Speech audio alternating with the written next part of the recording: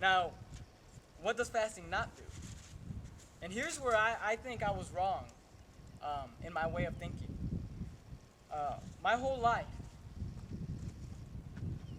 I had been taught, and don't misunderstand this.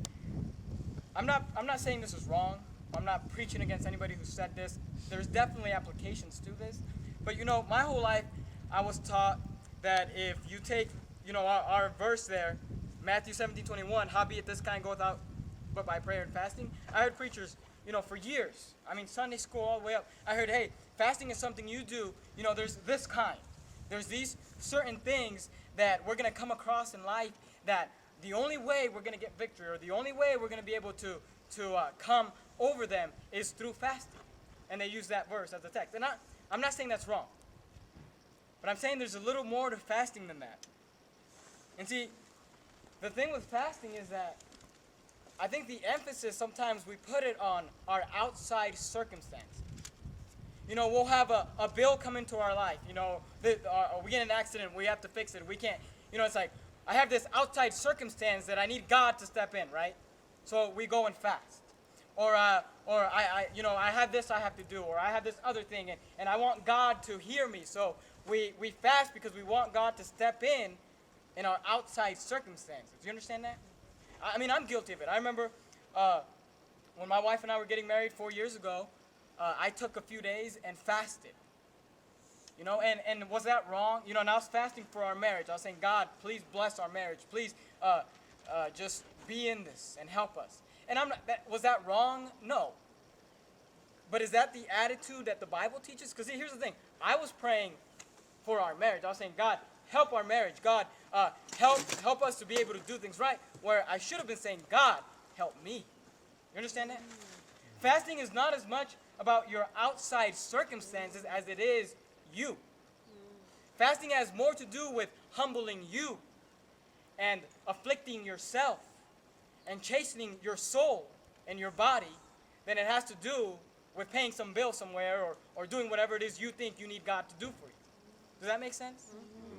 And see, a lot of times we think if we fast, we have this problem or we have this thing we want to do. We've got something we need to do, or we've got something we need God to help us with. And we say, okay, I'm going to take a few days and fast. And I've heard preachers explain like this. When you fast, you're just kind of telling God, hey, God, I'm serious about this. I'm so serious about this, I'm not going to eat. And like I said, that's not wicked. But I'm saying that the attitude sometimes that we have of fasting should be us. Should be focused on who we are, on our Christianity. Because fasting is taking your belly and depriving it of what it wants. And when you humble yourself and you chasten yourself, then you can take your flesh and deprive it of what it wants, which is the sin that this world has to offer. Let me give you some examples. Go please to Esther chapter 4. And you say, well, I need an example. I don't believe that.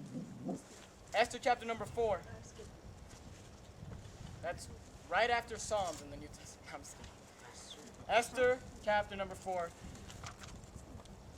Verse 13, it says, Then Mordecai commanded to answer Esther.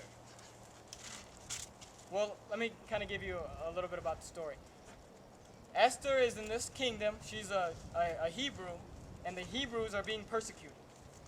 By the sovereign grace of God, she has become the queen, and she's put in a place where she might be able to do something with God to help her nation.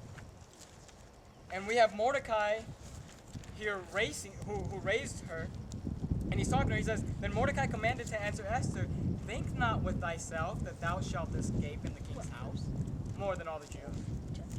For if thou altogether holdest thy peace at this time, then shall their enlargement and deliverance arise to the Jews from another place. But thou and thy father's house shall be destroyed. And who knoweth whether thou art come to the kingdom for such a time as this? Now, this has nothing to do with fasting, but those are some great verses there. He says to Esther, hey, if you don't do what God wants you to do, that's fine. God doesn't need you. God can use someone else. He said, hey, the deliverance will come from somewhere else. But he says, who knows if God's put you there for such a time as this? And that should speak to us. At your job or with your family or where you're at, God might want or have something for you to do. God has somebody he wants you to give the gospel to that I'll never meet. God has somebody he wants you to get saved that Pastor Anderson will never meet. And, God doesn't need you, but who knows if God's put you there for such a time as this? Who knows if God has brought you to that place in your life, to Faithful Word Baptist Church or whatever it might be, for this. And if you just step back, she says, hey, don't think that you're going to escape. Says, it's going to get you too. And he said, God doesn't need you, but who knows if God put you here for such a time as this. Those are great verses. Look at verse 15. Chapter number 4, verse 15. Then Esther bade them return Mordecai this answer. She says, go gather together all the Jews that are present in Shushan, and fast ye for, what's it say? Wait, Esther, are you sure you don't want us to fast, that God would move in the king's heart so that he would have favor in your eyes? Or are you sure you don't want us to fast so that Haman will die or get saved? Are you sure you don't want us to fast for your outside circumstances so that God will take care of you? And she says, no, I need you to fast for me. Says, I need it. Fast ye for me, and neither eat nor drink 3 days, night or day. I also and my maidens will fast likewise, and so will I go in unto the king, which is not according to the law. And if I perish, I perish. I love that attitude. That's like Shadrach, Meshach, and Abednego. If I perish, I perish. I'm just going to do what God says. Man. If I die, I die. Man. I like Pastor Anderson's attitude. I'm going to start a church the way God said to start it, and if it never takes off, then it never takes off, but I'm going to do what God said. Amen. That's the attitude you should have. Hey, if I perish, I perish. I don't care what the king says. I don't care what Haman does. It doesn't matter what Mordecai or the other Jews are doing. She says, fast for the situation? No. She said, fast for me. And she said, if I perish, I perish. Let me give you another example. Go to 2 Samuel chapter number 12. 2 Samuel chapter number 12. Here we find the story of King David. King David committed adultery with Bathsheba. He sinned against God. Bathsheba was with child because of it. 2 Samuel chapter number 12 verse 13 says, and David said unto Nathan, so Nathan just came to him. He gave him a parable. He put his finger in his face and he said, you're the man. You're the sinner. And David said unto Nathan, I have sinned against the Lord. And Nathan said unto David, the Lord also hath put away thy sin. Thou shalt not die. Howbeit, because of thy deed thou hast given great occasion to the enemies of the Lord to blaspheme. The child also that is born unto thee shall surely die. So he said, this child is going to die. And Nathan departed unto his house. And the Lord struck the child that Uriah's wife bare unto David, and it was very sick.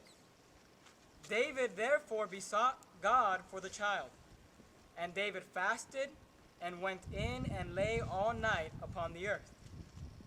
And the elders of his house arose and went to him to raise him up from the earth, but he would not, neither did he eat bread with them. And it came to pass on the 7th day that the child died. And the servants of David feared to tell him that the child was dead. For they said, behold, while the child was yet alive, we spake unto him, and he would not hearken unto our voice. How will he then vex himself if we tell him that the child is dead? But when David saw that the servants whispered, David perceived that the child was dead. Therefore David said unto his servants, is the child dead? And they said, he is dead. Then David arose from the earth and washed and anointed himself and changed his apparel and came into the house of the Lord and worshipped. Then he came to his own house, and when he required, they set bread before him, and he did eat. So, are you following this? Nathan says, you're the man. The child's going to die. David begins to weep, begins to pray, begins to fast. 7 days he fasted.